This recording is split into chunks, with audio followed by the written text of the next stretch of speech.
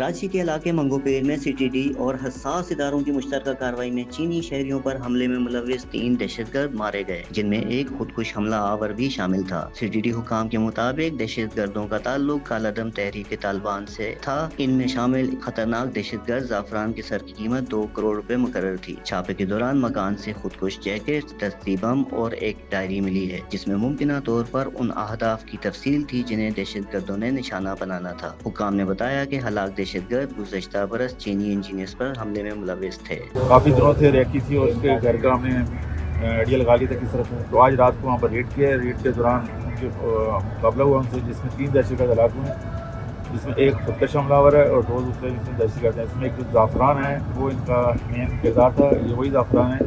آپ کو یاد ہے شاید پچھلے سال 2024 میں لبرٹی ٹیکسٹائل میں چائنیز کے اوپر بھی اٹیک ہوا تھا فیکٹری کے اندر، یہ اس گروپ سے تعلق رکھتے ہیں اور اس کے اوپر گورنمنٹ آف سندھ نے زعفران پہ 2 کروڑ روپے کا انعام رکھا ہوا ہے۔ نیکٹا کی رپورٹ کے مطابق 2021 سے اب تک 20 چینی شہری دہشت گرد حملوں میں ہلاک اور 34 سے زائد زخمی ہو چکے ہیں، جبکہ سی پیک منصوبوں پر یہ حملے چین کو شدید تحفظات میں مبتلا کر چکے ہیں۔ چین کے سفیر نے حالیہ حملوں کو ناقابل قبول قرار دیتے ہوئے پاکستان سے سخت اقدامات کا مطالبہ کیا، جبکہ وزارت داخلہ نے بیان کو دونوں ممالک کے تعلقات سے انحراف قرار دیا تھا۔